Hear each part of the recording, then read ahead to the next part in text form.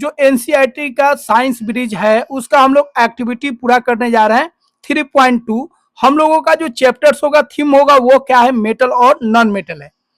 तो मेटल और non metal के रिगार्डिंग यहाँ पे बहुत सारे एक्टिविटी करेंगे और उस पे बेस्ड हम लोग कॉन्सेप्ट को देखेंगे, मेटल में क्या क्या प्रॉपर्टीज होता है और नॉन मेटल में क्या क्या प्रॉपर्टीज होता है। तो फ्रेंड्स, यह वीडियो अभी हम बनाने वाले नहीं थे, अभी समय नहीं था, लेकिन कुछ स्टूडेंट जो है मैसेज किए थे जे आप इसको कंप्लीट करा दीजिए क्योंकि उनका एग्जाम है, इसीलिए हम कोशिश किए हैं जे आज जो है डिजिटल बोर्ड पे तो नहीं हो पाएगा लेकिन इसको हम करा दें ताकि आपका पूरा हो जाए। तो यहाँ पे मैसेज आया था, यहाँ पे आप देख सकते हैं आरती शर्मा का, सर प्लीज वीक 3 भी आज ही कंप्लीट करा दे क्योंकि कल साइंस का एग्जाम है, इसीलिए हम कंप्लीट करा देते हैं ताकि इनका एग्जाम अच्छा से चला जाए। तो चलिए स्टार्ट करते हैं और एक एक कॉन्सेप्ट को हम लोग समझते हैं।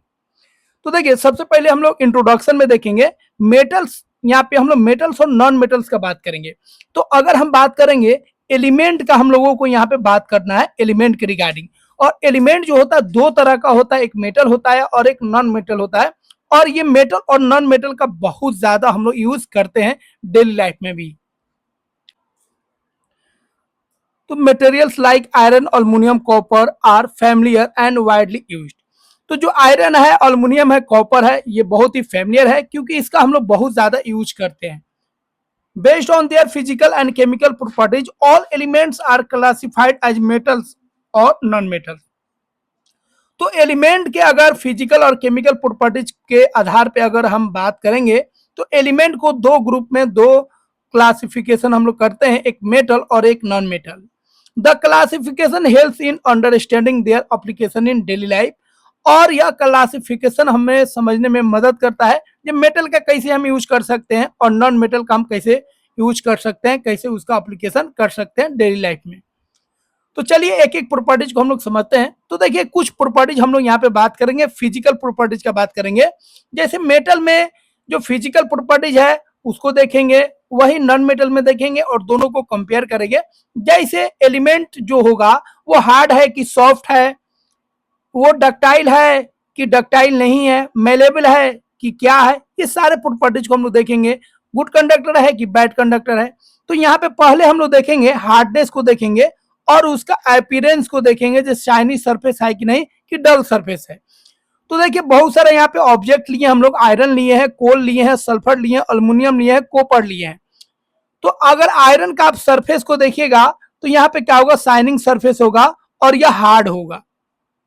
कोल को देखेंगे तो क्या होगा, इसका जो सरफेस होगा वो डल होगा, उसमें कोई शाइनिंग नहीं होगा। सल्फर में भी डलनेस होगा। अल्युमिनियम देखिएगा तो उसका सरफेस शाइनिंग करेगा। कॉपर भी क्या होगा, शाइनी होगा। हार्डनेस का बात करेंगे तो देखिएगा जो आयरन है वो भी हार्ड होता है, कोल जो होगा वो हार्ड नहीं होगा, सल्फर ये भी हार्ड नहीं होगा, अल्युमिनियम हार्ड होता है, उतना हार्ड नहीं होता लेकिन हार्ड होता है। तो यहाँ पे हम लोग को देखना है हार्ड, कौन हार्ड है और कौन हार्ड नहीं है। कॉपर को अगर देखेंगे तो ये भी क्या है, हार्ड है। तो यहाँ पे हम लोग देख रहे हैं कि कुछ एलिमेंट जो है हार्ड है और कुछ एलिमेंट सॉफ्ट है, मतलब हार्ड नहीं है। कुछ एलिमेंट में शाइनिंग सरफेस है और कुछ में नहीं है, मतलब कुछ में डलनेस है। तो इस तरह हम बोल सकते हैं जो हार्ड है वो क्या है, मेटल है। जो हार्ड है क्या है, मेटल है, जैसे आयरन, एल्युमिनियम और कॉपर। या ये भी बोल सकते हैं जिसमें शाइनी है, जिसमें चमक है, लश्चर है, वो क्या है, मेटल्स है। लेकिन जिसमें लश्चर नहीं है, शाइनिंग नहीं है, उसको हम लोग बोल सकते हैं क्या है, नॉन मेटल्स है। या ऐसे भी कह सकते हैं जो हार्ड नहीं है वो क्या है, नॉन मेटल्स है। तो हार्डनेस के आधार पे और अपीयरेंस के आधार पे, मतलब लश्चर है कि नहीं, उसके आधार पे भी हम लोग यहाँ पे एलिमेंट्स को दो कैटेगरी में डिवाइड कर सकते हैं, एक मेटल और एक नॉन मेटल। अगला है मेटालिक लश्चर। जो ऊपर हम लोग देखे थे वही चीज है। अब हम लोग यहाँ पे देखेंगे, ठीक है, लश्चर है कि नहीं। जो ऊपर हम लोग बात किए थे मेटालिक लश्चर, मतलब चमक है कि नहीं उसके अंदर। तो सैंपल लेना है आपको, आयरन, कॉपर, एल्युमिनियम, कोल और सल्फर लेना है और उसको अपीयरेंस देखना है बिफोर और आफ्टर रबिंग। तो रबिंग करने से पहले देखना है जो उसमें शाइनिंग सरफेस है कि नहीं, लश्चर है कि नहीं। फिर उसको रब करना है सैंड पेपर से, उसके बाद में देखना है जो उसके बाद उसमें शाइनिंग आता है कि नहीं आता है। तो ये एक्टिविटी हम लोग करेंगे। तो आयरन का नेल लेंगे, कोल पीस लेंगे, एल्युमिनियम का वायर लेंगे और पेंसिल का लीड लेंगे। तो पहले हम लोग देखेंगे आयरन का जो नेल होता है डल होता है, कोल पीस जो होता है वो भी डल होता है, अल्युमिनियम वायर जो होता है वो भी लगभग डल होता है, पेंसिल लीड वो भी डल होता है। अब जैसे ही इसको हम लोग सैंड पेपर से रब करेंगे तो हम लोग क्या देखेंगे, आयरन में क्या आ जाएगा, शाइनिंग आ जाएगा, आयरन के अंदर लश्यर होता है। कोल पीस में देखेंगे तो डल का डल ही रहेगा, इसमें कोई शाइनिंग नहीं आएगा। अल्युमिनियम वायर को देखेंगे तो इसके अंदर क्या होगा, इसके अंदर भी क्या आ जाएगा, शाइनिंग आ जाएगा, लश्यर आ जाएगा। पेंसिल लीड का हम बात करेंगे तो पहले भी डल था और सैंड पेपर से साफ करने के बाद भी इसका डलनेस समाप्त नहीं होगा। तो यहाँ पे आप देख सकते हैं बहुत सारे एलिमेंट को जब हम सैंड पेपर से साफ करते हैं, रब करते हैं, तो किसी में शाइनिंग आता है और किसी में शाइनिंग नहीं आता है। तो यहाँ पे हम लोग इस आधार को, इस बेसिस पे हम लोग एलिमेंट्स को डिवाइड कर सकते हैं दो पार्ट्स में। एक मेटल, मतलब मेटल के पास क्या है, शाइनिंग सरफेस है। तो जो जो ऊपर देखे हैं जिसमें शाइनिंग सरफेस आ रहा है रबिंग करने के बाद, पॉलिश करने के बाद, वो मेटल के कैटेगरी में आएंगे। और इस प्रॉपर्टी को हम लोग बोलते हैं मेटालिक लश्यर। मेटालिक लश्यर का मतलब हो गया मेटल में चमक, मेटल में शाइनिंग।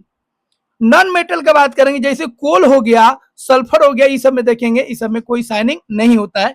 लेकिन कुछ एक्सेप्शन भी है, ध्यान रखिएगा। आयोडीन जो होता है वो नॉन मेटल होता है, लेकिन इसमें लश्यर होता है, इसमें शाइनिंग होता है। अगला एक्टिविटी हम लोग बात करेंगे हार्डनेस को लेके। तो हार्डनेस के आधार पे भी हम लोग एलिमेंट्स को दो कैटेगरी में डिवाइड कर सकते हैं। चलिए देखते हैं। तो यहाँ पे क्या करना है आपको, आयरन, कॉपर, अल्युमिनियम, कोल, सल्फर, आयोडीन को लेना है और इसको आपको नाइफ के सहारे इसको क्या करना है, कट करना है। तो आप क्या देखिएगा, आयरन, कॉपर और अल्युमिनियम को आप नहीं काट पाइएगा क्योंकि ये हार्ड होते हैं और ये आसानी से नहीं कट पाएंगे। काटने को तो हम लोग काट देते हैं, यूज कर लेते हैं, लेकिन आप नाइफ से सोचिएगा तो ये नहीं कट पाएंगे क्योंकि ये हार्ड होते हैं। वही कोल, सल्फर, आयोडीन को अगर हम देखेंगे तो इसको आप इजिली काट पाइएगा क्योंकि ये सॉफ्ट होते हैं। और यहाँ पे हम लोग आधार बना सकते हैं, बेसिस बना सकते हैं। जो हार्ड है वो क्या है, मेटल है, मतलब इसको हम लोग आसानी से नहीं काट सकते हैं। जो इजिली कट हो जा रहा है उसको हम लोग क्या बोल सकते हैं, नॉन मेटल। तो हार्डनेस के आधार पे भी हम लोग बोल सकते हैं एक मेटल होगा जो हार्ड होगा और एक नॉन मेटल होगा जो सॉफ्ट होगा। लेकिन यह प्रॉपर्टी जो है 100% सही नहीं होता है, यहाँ पे भी कुछ एक्सेप्शन होता है। जैसे मेटल जनरली क्या होता है, हार्ड होता है, ध्यान रखिएगा।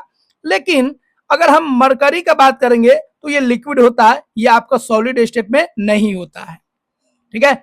और कुछ ऐसा भी मेटल होता है जैसे लिथियम हो गया, सोडियम हो गया और पोटासियम हो गया, ये मेटल होते हुए भी सॉफ्ट होते हैं, ठीक है। क्या होते हैं, सॉफ्ट होते हैं और ये आसानी से आप नाइफ से इसको काट सकते हैं।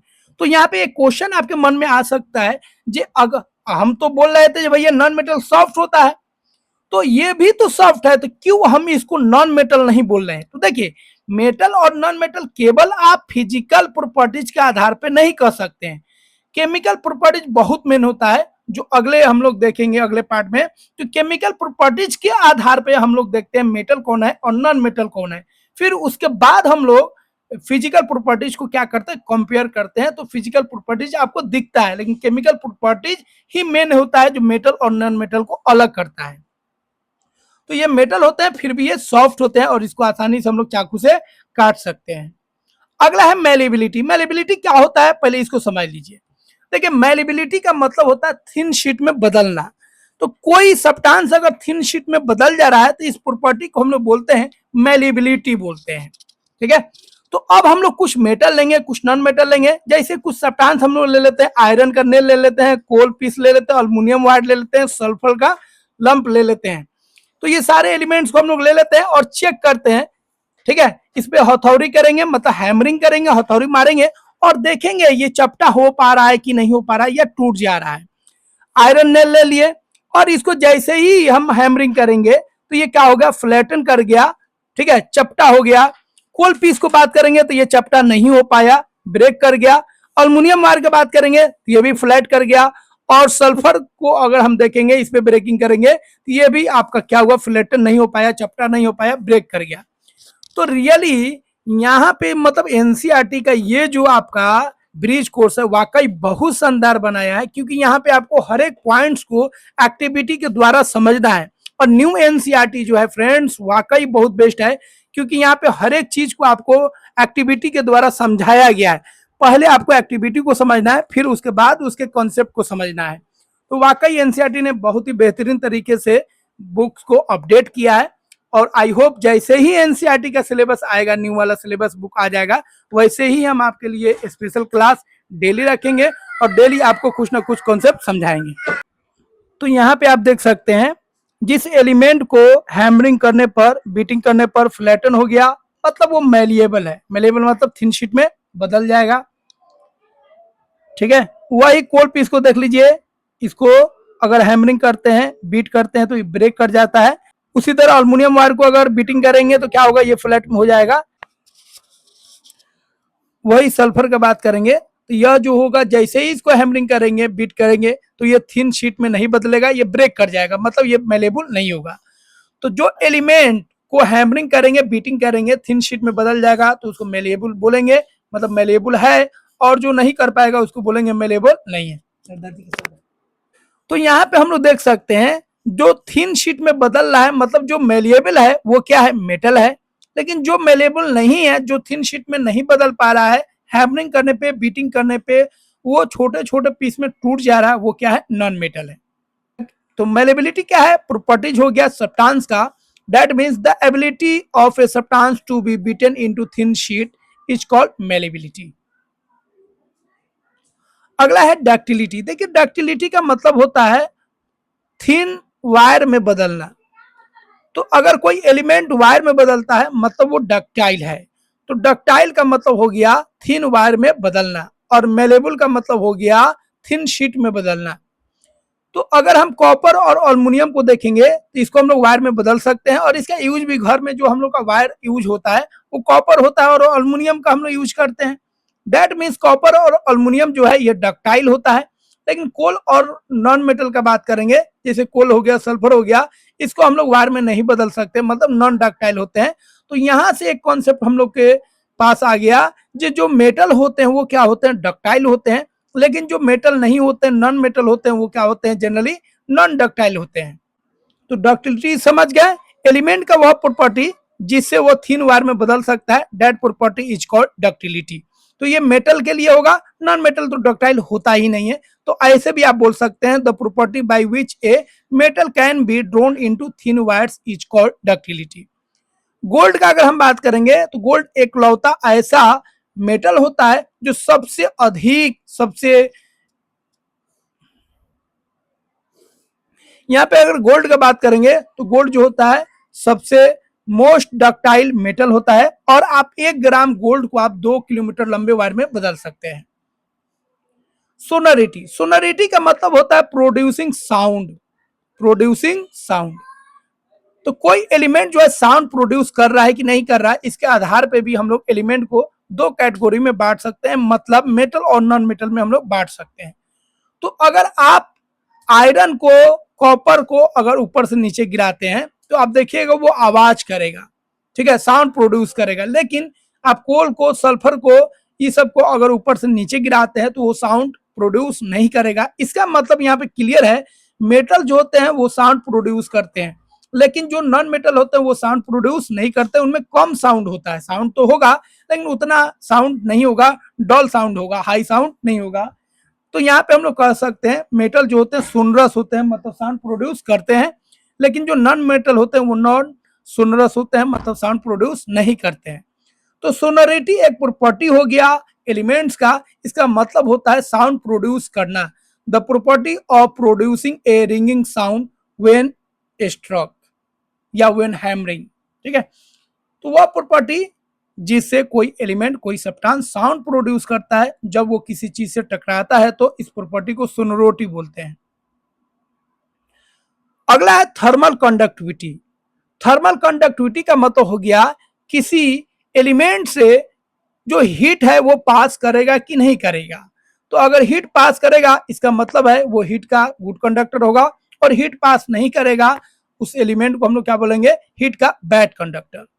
तो अगर हम किसी मेटल वायर को एक एंड को हीट करते हैं तो दूसरा एंड भी क्या हो जाता है, गर्म हो सकता है। आप घर में जो भी यूटेंसिल का हम लोग यूज करते हैं, जिसमें हम लोग कुकिंग करते हैं, वो क्या होता है, नीचे गर्म होता है और पूरा जो हीट होता है वो पूरा फैल जाता है, क्योंकि वो जो हम लोग यूज करते हैं वो स्टील होता है, या कॉपर हम लोग यूज करते हैं, या आयरन यूज करते हैं, और ये सभी मेटल होते हैं। स्टील तो एलवाई होता है, लेकिन मेटल ही होता है, मेटल का मिक्सचर होता है। तो कॉपर, आयरन, ये सब जो हम लोग घर में यूज करें, वहां से भी आप देख सकते हैं वो गर्म हो जाते हैं, क्योंकि मेटल जो होते हैं वो क्या होते हैं, हीट के कंडक्टर होते हैं। लेकिन वही नॉन मेटल का बात करेंगे, कोल का, सल्फर का बात करेंगे, तो ये गर्म नहीं हो पाते हैं। एक जगह आप हीट कीजिएगा तो हीट प्रोड्यूस जो होगा वो ट्रांसफर नहीं हो पाएगा, इसका मतलब ये पुअर कंडक्टर होते हैं। तो यहाँ से एक कॉन्सेप्ट मिल गया, मेटल जो होते हैं गुड कंडक्टर होते हैं हीट के, लेकिन जो नॉन मेटल होते हैं वो हीट के पुअर कंडक्टर होते हैं, बैड कंडक्टर होते हैं। थर्मल कंडक्टिविटी क्लियर हो गया, एबिलिटी टू कंडक्ट हीट, जिससे हीट पास कर जाए, जो हीट को कंडक्ट कर सके। तो मेटल्स गुड कंडक्टर होते हैं हीट के, जबकि नॉन मेटल जो होते हैं पुअर कंडक्टर होते हैं हीट के। अगला हम लोग कॉन्सेप्ट देखेंगे इलेक्ट्रिकल कंडक्टिविटी। तो ऊपर हम लोग बात किए थे हीट का कंडक्टिविटी, यहाँ पे हम लोग बात करेंगे इलेक्ट्रिसिटी का conductivity, that means electrical conductivity. तो उसी तरह हम लोग कुछ सैंपल लेंगे, ठीक है। तो मान लीजिए एक बैटरी से आप वायर को जोड़ दे रहे हैं और यहाँ पे एक बल्ब लगा दिए। अब यह वायर जो है आप एक बार आयरन का लीजिए, कॉपर का लीजिए, एल्युमिनियम का लीजिए, ठीक है, कोल का बना लीजिए, सल्फर का बना लीजिए। तो इस तरह आप पाइएगा जो अगर आप मेटल का लेते हैं तो ये बल्ब जो होगा ग्लो करेगा, लेकिन नॉन मेटल का अगर बनाते हैं तो यह बल्ब ग्लो नहीं करेगा। तो इसका मतलब यहाँ पे हम कह सकते हैं जो मेटल होता है वो क्या होता है, इलेक्ट्रिसिटी का भी गुड कंडक्टर होता है, लेकिन जो नॉन मेटल होता है वो इलेक्ट्रिसिटी का गुड कंडक्टर नहीं होता है। लेकिन यहाँ पे भी आपको एक एक्सेप्शन मिल जाएगा, ग्रेफाइट जो होता है ये कार्बन का फॉर्म होता है ग्रेफाइट। ग्रेफाइट ध्यान रखिएगा, ग्रेफाइट जो होता है यह नॉन मेटल होता है, लेकिन यह भी क्या होता है, यह गुड कंडक्टर होता है, किसका, इलेक्ट्रिसिटी का। तो ये एक्सेप्शन भी आपको ध्यान में रखना है। तो इलेक्ट्रिकल कंडक्टिविटी के आधार पे भी हम लोग एलिमेंट्स को दो कैटेगरी में हम लोग बांट सकते हैं, एक हो गया आपका मेटल और एक हो गया नॉन मेटल। और मेटल जो होगा जनरली गुड कंडक्टर होता है इलेक्ट्रिसिटी का, जबकि जो नॉन मेटल होता है वो इलेक्ट्रिसिटी का बैड कंडक्टर होता है। तो इलेक्ट्रिकल कंडक्टिविटी का मतलब हो गया एबिलिटी टू कंडक्ट इलेक्ट्रिसिटी, मतलब जो इलेक्ट्रिसिटी को कंडक्ट कर सके, दैट मीन जिस सब्सटेंस से इलेक्ट्रिसिटी पास हो सके। तो metals are generally good conductor while non metals are poor conductor. अब यहाँ पे मेटल और नॉन मेटल्स के बीच जो भी प्रॉपर्टीज हम लोग पढ़े थे उसके बेसिस पे हम लोग डिफरेंस क्रिएट कर सकते हैं between metals and non metals. Appearance के आधार पे बात करेंगे, मेटल्स क्या होते हैं, लश्चरस होते हैं, शाइनिंग होते हैं, जबकि नॉन मेटल्स जो होते हैं डल होते हैं, इसमें कोई शाइनिंग नहीं होता है एक्सेप्ट आयोडीन। हार्डनेस का बात करेंगे तो मेटल जनरली हार्ड होते हैं, जबकि नॉन मेटल जनरली सॉफ्ट होते हैं। लेकिन मेटल्स में कुछ एक्सेप्शन है, लिथियम, सोडियम, पोटेशियम सॉफ्ट होते हैं, वो हार्ड नहीं होते हैं। मैनेबिलिटी का बात करेंगे तो ये थिन शीट में बदल सकते हैं, but non metal thin sheet में नहीं बदलते हैं, ये ब्रेक कर जाते हैं पीस में। डक्टिलिटी का बात करेंगे तो मेटल जो होते हैं ये थिन वायर में बदल सकते हैं, लेकिन नॉन मेटल जो है थिन वायर में नहीं बदल पाते हैं। सोनोरिटी का बात करेंगे तो मेटल जो होते हैं जनरली ये साउंड प्रोड्यूस करेंगे, रिंगिंग साउंड प्रोड्यूस करेंगे। नॉन मेटल जो होते हैं उनका जो साउंड होता है डल होता है, उतना हाई नहीं होता है। थर्मल कंडक्टिविटी का बात करेंगे तो यह जो होता है हीट का भी गुड कंडक्टर होता है, और इलेक्ट्रिसिटी का भी मेटल जो होते हैं गुड कंडक्टर होते हैं। जबकि नॉन मेटल जो होता है यह हीट और इलेक्ट्रिसिटी दोनों का पुअर कंडक्टर होता है, अच्छा कंडक्टर नहीं होता है। तो यहाँ पे हम लोग समझ गए, जैसे iron, copper, aluminium, gold, silver, ये सब का बात करेंगे, कैल्शियम का बात करेंगे, मैग्नीशियम का बात करेंगे, तो ये मेटल्स हो गया। और नॉन मेटल्स का बात करेंगे तो ये सब जो आप देख रहे हैं sulphur, carbon, oxygen, phosphorus, iodine, hydrogen, ये सब क्या हो गया, ये सब नॉन मेटल हो गया। तो यहाँ पे हम लोग एक कॉन्सेप्ट को बिल्डअप कर लिए, मेटल्स क्या होते हैं और नॉन मेटल्स क्या होते हैं और दोनों में डिफरेंस क्या होता है। आगे हम लोग देखेंगे जे मेटल्स और नॉन मेटल्स को हम लोग डिफ्रेंशिएट करेंगे, कैटेगराइज करेंगे on the basis of chemical properties. तो फिजिकल प्रॉपर्टीज हम लोग समझ गए मेटल और नॉन मेटल का। अब हम लोग मेटल और नॉन मेटल का हम लोग केमिकल प्रॉपर्टीज समझेंगे। तो मेटल और नॉन मेटल का क्या क्या केमिकल प्रॉपर्टीज होता है उसको हम लोग समझेंगे। तो सबसे पहले हम लोग रिएक्शन देखेंगे, मतलब केमिकल प्रॉपर्टीज का मतलब हो गया रिएक्शन करके देखना उसके अंदर क्या प्रॉपर्टीज आ रहा है। तो पहले हम लोग मेटल का रिएक्शन कराएंगे किसके साथ, ऑक्सीजन के साथ। तो पहला हम लोग का रिएक्शन होगा आयरन का। तो देखिए आयरन का जब रिएक्शन कराएंगे, मतलब आयरन जब कंबाइंड होगा ऑक्सीजन से और मॉइस्चर से, मतलब वाटर से, तो जैसे ही आयरन को आप खुला में छोड़ते हैं तो उसको ऑक्सीजन मिल जाता है और उसको मॉइस्चर मिल जाता है, तो उसके ऊपर एक लेयर जम जाता है जिसको रस्ट बोलते हैं, जिसको हिंदी में जंग बोलते हैं। यह रस्ट जो होता है, इसको याद रखिएगा, इसका फॉर्मूला होता है Fe2O3.X तो यह आयरन ऑक्साइड का फॉर्मूला आप याद रखिएगा। इसको पूरा नाम हम लोग बोलते हैं हाइड्रेटेड आयरन 3 ऑक्साइड, Fe2O3.X क्योंकि इसमें H2O का अमाउंट कुछ हो सकता है, कुछ इसका मॉलिक्यूल्स हो सकता है 2 3 4 5, ये X कुछ भी हो सकता है। तो ये आयरन ऑक्साइड याद रखिएगा। तो रस्ट का जो फॉर्मूला होता है Fe2O3.X होता है और इसका पूरा नाम हम लोग बोलते हैं हाइड्रेटेड आयरन 3 ऑक्साइड, शॉर्ट में इसको आयरन ऑक्साइड भी बोलते हैं। रस्ट का जो कलर होता है रेडिश ब्राउन होता है, याद रखिएगा, ठीक है। और रस्ट के लिए 3 कंडीशन आप जरूर ध्यान रखिएगा। रस्ट के लिए एक तो आयरन होना चाहिए, दूसरा उसको मॉइस्चर मिलना चाहिए और तीसरा उसको एयर मिलना चाहिए, मतलब ऑक्सीजन मिलना चाहिए।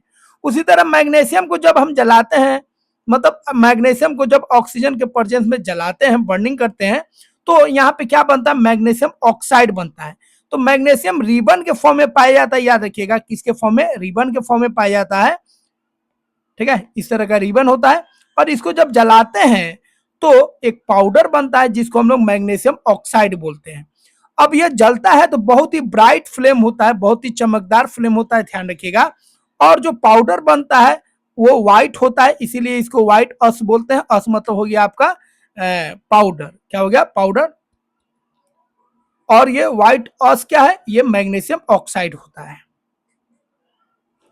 अब इसको हम लोग टेस्ट करते हैं लिटमस के साथ। तो 2 चीज बना, एक हम लोग का आयरन ऑक्साइड हो गया और दूसरा हो गया आपका मैग्नीशियम ऑक्साइड। तो आयरन ऑक्साइड को अगर हम टेस्ट करते हैं, ठीक है, तो रस्ट पाउडर को आपको कलेक्ट कर लेना है, जहां पे रस्ट लगा है आयरन को उसको झाड़ लेना है, उसमें क्या करना है, वाटर को मिक्स कर देना है, फिर उसको शेक करना है, हिलाना है, ठीक है। फिर उसके सॉल्यूशन को हमको लिटमस पेपर में चेक कर लेना है। तो रस्ट रिमेन सस्पेंडेड, तो रस्ट को जैसे ही आप घोलने की कोशिश कीजिएगा तो घुलेगा नहीं, वो नीचे जाके बैठ जाएगा, ठीक है। अगर रेड लिटमस डालते हैं तो कोई फर्क नहीं पड़ता है, ब्लू लिटमस डालते हैं तो भी कोई फर्क नहीं पड़ता है। कंक्लूजन निकलता है जो रस्ट जो है न्यूट्रल है, क्योंकि यह ना रेड लिटमस को, मतलब रेड लिटमस से कोई फर्क नहीं पड़ रहा है, ब्लू लिटमस से पे कोई फर्क नहीं पड़ रहा है। दैट मीन्स यह क्या है, न्यूट्रल है, क्योंकि यहाँ पे कोई चेंज आपको नहीं दिख रहा है। और रस्ट जो होता है, याद रखिएगा, यह न्यूट्रल होता है, मतलब ये वीकली बेसिक होता है, हल्का बेसिक होता है। अब हम लोग मैग्नीशियम ऑक्साइड का टेस्ट करेंगे। तो मैग्नीशियम ऑक्साइड को क्या करेंगे, थोड़ा सा वार्म वाटर में, थोड़ा सा गर्म पानी में इसको घोल देंगे। तो मैग्नीशियम पाउडर जो है, मैग्नीशियम ऑक्साइड का जो पाउडर है, उसको गर्म पानी में हम लोग घोलेंगे और लिटमस से चेक करेंगे। तो लिटमस से चेक करेंगे तो रेड लिटमस जो है ब्लू हो जाएगा और ब्लू लिटमस जो होगा वो चेंज नहीं करेगा। तो रेड लिटमस ब्लू हो गया मैग्नीशियम ऑक्साइड के सॉल्यूशन में। इसका मतलब है जो मैग्नीशियम ऑक्साइड जो है क्या है, बेसिक है, क्योंकि यह रेड लिटमस को ब्लू बना दे रहा है। तो यहां से कंक्लूजन निकलता है जो मेटालिक ऑक्साइड जो होता है जनरली क्या होता है, बेसिक होता है। क्योंकि आयरन ऑक्साइड भी क्या था, न्यूट्रल तो था, लेकिन पूरा न्यूट्रल नहीं था, लगभग वो थोड़ा सा वीकली बेसिक था। तो यहां से कंक्लूजन निकलता है जो मेटल ऑक्साइड जो होते हैं वो जनरली क्या होते हैं, याद रखिएगा, वो जनरली बेसिक होते हैं। अब नॉन मेटल को हम लोग देख लेते हैं। अब नॉन मेटल का रिएक्शन कराते हैं ऑक्सीजन के साथ। तो सल्फर का अगर हम ऑक्सीजन के साथ रिएक्शन कराते हैं, सल्फर प्लस ऑक्सीजन, तो सल्फर डाइऑक्साइड बनता है। फिर सल्फर डाइऑक्साइड को जैसे ही पानी में डालते हैं तो एक एसिड बनता है जिसका नाम है सल्फ्यूरस एसिड, जिसका फॉर्मूला H2SO3 होता है। अब इसका हम लोग टेस्ट करेंगे। अब इस एसिड में हम लोग क्या करेंगे, ब्लू लिटमस को डालेंगे। तो ब्लू लिटमस को डालेंगे तो ये रेड हो गया, लेकिन रेड लिटमस को डालेंगे तो कोई फर्क नहीं पड़ेगा। तो ब्लू लिटमस रेड हो गया, इसका मतलब यह जो आपका सॉल्यूशन बना था, सल्फर डाइऑक्साइड का जो सॉल्यूशन बना था वाटर में, वो आपका क्या है, एसिड है। क्या है, एसिड है। और इसका नाम तो हम लोग जानते ही हैं, सल्फ्यूरस एसिड होता है। तो यहां से कंक्लूजन निकला जो सल्फ्यूरस जो एसिड है, जो सॉल्यूशन है, वो क्या है, आपका एसिडिक इन नेचर है। तो यहां से आप बोल सकते हैं जो नॉन मेटालिक ऑक्साइड जो होता है जनरली क्या होता है, एसिडिक होता है। तो मेटालिक ऑक्साइड जो होता है, मेटालिक ऑक्साइड याद रखिएगा, मेटल का ऑक्साइड मतलब मेटल प्लस ऑक्सीजन, इसको मेटालिक ऑक्साइड बोलते हैं। और नॉन मेटल प्लस ऑक्सीजन को नॉन मेटालिक ऑक्साइड बोलते हैं। इसको बोलेंगे मेटालिक ऑक्साइड और इसको बोलेंगे नॉन मेटालिक ऑक्साइड। ठीक है, तो मेटालिक ऑक्साइड बेसिक होता है और नॉन मेटालिक ऑक्साइड जो होता है वो क्या होता है, एसिडिक होता है। इस बात को ध्यान में रखिएगा। अब रिएक्शन हम लोग वाटर के साथ कराते हैं। Metal react differently with water depending on their reactivity. तो कौन सा मेटल कितना रिएक्टिव है उस पर डिपेंड करता है वाटर के साथ कैसे रिएक्शन करेगा। जैसे सोडियम और पोटासियम जो होगा, याद रखिएगा, ये वाटर के साथ बहुत ही तेजी से, बहुत ही वायलेंटली रिएक्शन करता है, बहुत तेजी से, और इसमें बहुत ज्यादा हीट प्रोड्यूस होगा और हाइड्रोजन गैस रिलीज होता है। और जो आपका कंपाउंड बनेगा, मतलब जब सोडियम को या पोटासियम को, जैसे सोडियम को वाटर में डालेंगे तो क्या बनाएगा, सोडियम हाइड्रो ऑक्साइड बनेगा, प्लस क्या रिलीज करेगा, हाइड्रोजन गैस रिलीज करेगा और बहुत ज्यादा हीट भी प्रोड्यूस होगा। वही आयरन और जिंक को पानी में डालेंगे तो ये स्लोली रिएक्शन करेगा, उतना तेज रिएक्शन नहीं करेगा। ठीक है, तो वाटर के साथ तो स्लोली रिएक्शन करेगा, लेकिन अगर हॉट वाटर लेते हैं और स्टीम लेते हैं तो यहाँ पे रिएक्शन जो होगा क्या हो जाएगा, फास्ट हो जाएगा। तो आयरन और जिंक जो है जनरली किसके साथ रिएक्शन करेगा, हॉट या स्टीम वाटर के साथ रिएक्शन करेगा। ठीक है, अब रोस्टिंग ऑफ आयरन को हम लोग देखते हैं। रोस्टिंग ऑफ आयरन क्या है, ऊपर ऑलरेडी हम लोग जान गए। तो रोस्टिंग जो होता है एक दिन का प्रोसेस नहीं होता है, एक लंबा प्रोसेस होता है। तो आयरन को रोस्ट लगने में काफी समय लगता है, तो ये स्लो प्रोसेस होता है, एक स्लो केमिकल चेंज होता है। आयरन रिएक्ट करता है ऑक्सीजन के साथ और वाटर के साथ और अपने ऊपर एक लेयर बनाता है आयरन ऑक्साइड का, जिसको रस्ट हम लोग बोलते हैं। रस्ट जो होता है ऑक्सीडेशन प्रोसेस होता है। ऑक्सीडेशन आपको अभी समझ में नहीं आएगा, अभी समझ लीजिए। ऑक्सीडेशन प्रोसेस का मतलब हो गया जहां पे ऑक्सीजन कंबाइंड होता है। तो रोस्टिंग में ऑक्सीजन कंबाइंड हो रहा है, इसीलिए इसको ऑक्सीडेशन प्रोसेस बोलते हैं। ये ऑलरेडी हम लोग कंप्लीट कर चुके हैं। अब रोस्टिंग के लिए क्या क्या जरूरी है, तो रोस्टिंग के लिए याद रखिएगा, एक तो आयरन होना ही चाहिए, उसके बाद मॉइस्चर मतलब वाटर होना चाहिए, दूसरा क्या होना चाहिए, O2 होना चाहिए, एयर होना चाहिए। ये दोनों में से कोई चीज एक कम हो जाएगा तो आयरन का रस्ट नहीं हो पाएगा।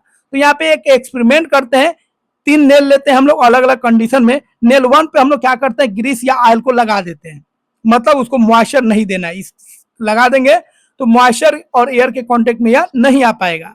नेल 2 को क्या करते हैं हम लोग, इसको प्लास्टिक बैग में हम लोग सील कर देते हैं, मतलब ड्राई कंडीशन रखते हैं। नेल 3 को क्या करते हैं, इसको कॉटन क्लॉथ में हम लोग रेप कर देते हैं, लपेट देते हैं, और इसको प्लास्टिक बैग में हम लोग क्या करते हैं, मॉइस्ट इन्वायरमेंट में रख देते हैं। तो नेल 1 में क्या होगा, कोई रस्ट नहीं लगेगा, क्योंकि यह जो है इसके ऊपर एक ग्रीसिंग है, एक ऑयलिंग है, जो क्या करेगा, एयर और वाटर से इसको बचाएगा, रस्ट नहीं लगेगा। नेल 2 जो है सील पैक्ड है, ठीक है, इसको सील पैक्ड कर दिए, इसका मतलब वो एयर के कांटेक्ट में, मॉइस्चर के कांटेक्ट में नहीं है। ठीक है, मतलब एयर तो सील पैक्ड मतलब अंदर एयर होगा लेकिन मॉइस्चर तो नहीं जा रहा है, तो यहाँ पे भी कोई रस्टिंग नहीं होगा। वेट क्लॉथ अगर हम कर रहे हैं तो वेट क्लॉथ से क्या होगा, उसको मॉइस्चर मिल गया और एयर अंदर हिले है, इसका मतलब एयर और वाटर दोनों मिल गया, इसका मतलब यहाँ पे क्या होगा, रस्टिंग होगा। तो यहाँ से कंक्लूजन निकल गया कि रस्टिंग के लिए ऑक्सीजन और वाटर दोनों होना चाहिए। अब रस्टिंग को कैसे प्रिवेंट करेंगे, तो आयरन का रस्टिंग जो है बहुत बड़ा प्रॉब्लम है, जिसकी वजह से बहुत ज्यादा लॉस होता है। तो आयरन को आपको ड्राई रखना है, ठीक है, उस पर ग्रीस, पेंट, ऑयल को लगा के उसको सेव कर सकते हैं। गैल्वेनाइजेशन का मतलब होता है आयरन के ऊपर आप जिंक का लेयर लगा दीजिए। तो गैल्वेनाइजेशन मतलब आयरन के ऊपर जब जिंक का लेयर लगा दीजिएगा तो आयरन सेफ हो जाता है। ठीक है, तो इस तरह हम लोग आयरन को क्या कर सकते हैं, रस्टिंग से बचा सकते हैं। फ्रेंड्स, आपको वीडियो अच्छा लगा होगा तो जरूर लाइक कीजिए और चैनल को सब्सक्राइब कीजिए। मिलते हैं फ्रेंड्स अगले वीडियो में।